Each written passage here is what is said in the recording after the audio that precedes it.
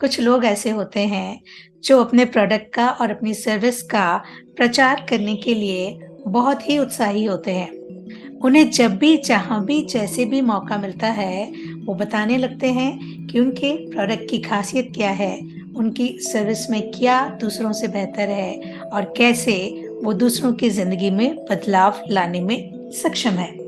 वहीं कुछ लोग ऐसे होते हैं जो खुद तो प्रचार करने को इतना पसंद नहीं करते, बल्कि दूसरे जो लोग प्रचार करते हैं वो उनसे भी नाखुश रहते हैं।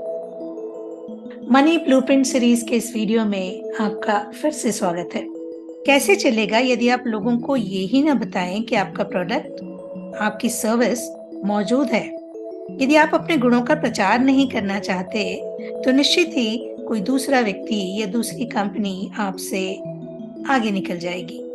ऐसा क्यों होता है कि कुछ लोगों को प्रचार से बहुत ज्यादा चिढ़ होती है? जब भी किसी प्रोडक्ट को या किसी सर्विस को बेचने की बात की जाती है तो वो असहज हो जाते हैं। इसके कई कारण हो सकते हैं। जैसे संभव है कि अतीत में उनके साथ ऐसा हुआ हो, किसी ने उन्हें अनुचित तरीके से कुछ बेचने के लिए प्रयास किया हो, या उन्हें किसी ने गलत समय पर परेशान किया हो, या उन्हें ऐसा लगा हो कि कोई जबरदस्ती उन्हें कुछ बेचने के लिए परेशान कर रहा है। ये भी हो सकता है कि उन्होंने कभी कोई प्रोडक्ट या कोई सर्विस किसी को बेचने की तैयारी की हो और वो उसमें बुरी तरह असफल हो गए हों। जिसके पास वो प्रचार के लिए या बेचने के लिए गए हों, उन्होंने उन्हें बिल्कुल ही नकार दिया हो।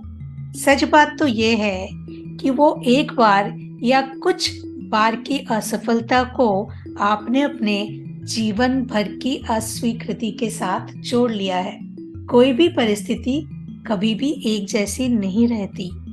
हो सकता है आप और मेहनत करें, कुछ नए स्किल्स सीखें और जानें कि आपसे कहाँ गलती हुई थी, तो आज आप अच्छी तरह से किसी भी तरह के प्रचार का हिस्सा बनकर अपनी कंपनी को, अपने प्रोडक्ट को या अपने सर्विस को लाखों लोगों तक पहुंचा सकते हैं। एक और कारण ये हो सकता है कि आप जिन स्थितियों में या जिस वातावरण में पलकर बड़े हुए हों, वहां पे ये सिखाया जाता हो कि अपनी तारीफ खुद नहीं करनी चाहिए, अपने बारे में खुद नहीं बताना चाहिए। अपने बारे में कोई दूसरा बोलता है या दूसरा तारीफ करता है तो ज्यादा अच्छा होता है। कुछ मामलों में ये बात सच हो सकती है और सही मानी जा सकती है, लेकिन जब हम व्यवसाय की बात करते हैं, जब हम बिजनेस करने निकले हैं, तो यदि हम अपने प्रोडक्ट और अपने सर्विसेज के बारे में लोगों को बताएंगे ही नहीं, तो उन्हें पता कैसे चलेगा कि एक और नया नाम बाजार में है, एक और नया काम बाजार में है, एक और नई तरह का प्रोडक्ट बाजार में है, या एक और नई तरह की सर्विस बाजार में है जो उनकी जिंदगी को बेहतर करने में उनकी मदद कर सकती है। एक और कारण होता है जिसे उच्च या शक्तिशाली सिंड्रोम कहा जा सकता है। कुछ लोगों को अपने प्रोडक्ट पे और अपने सर्विस पे बड़ा गुमान होता है। उन्हें लगता है यदि किसी को हमारे सर्विस की जरूरत है या किसी को हमारे प्रोडक्ट की जरूरत है तो उसे खोज कर हम तक आना चाहिए। यदि जरूरतमंद होगा तो खोज ही लेगा, पता ही कर लेगा और हम तक आ जाएगा। यदि ऐसा कुछ आपके दिमाग में भी है तो माफ कीजिए, दिवालिया होने में ज्यादा दिन नहीं लगेंगे, क्योंकि कहते हैं ना, जितने ज्यादा लोगों तक आप पहुंचेंगे उतने ज्यादा लोग आपके सर्विसेज के बारे में, आपके बारे में और आपके प्रोडक्ट के बारे में जानेंगे। कुछ लोग एनालिसिस करेंगे, कुछ लोग आके प्रोडक्ट खरीदेंगे, जो खरीदेंगे वो उसे इस्तेमाल करेंगे, उसका फायदा देखेंगे और फिर दूसरों को बताएंगे। तो यदि आप इंतजार करते हैं कि कोई आएगा खुद से ढूंढ के और मेरी सर्विस को इस्तेमाल करेगा, मेरे प्रोडक्ट को इस्तेमाल करेगा, तो ये एक बहुत ही गलत विचार है। धनवान लोग हमेशा बहुत अच्छे प्रचारक होते हैं। वो अपने प्रोडक्ट्स, सेवाओं और विचारों को जोश और उत्साह से प्रचार करते हैं।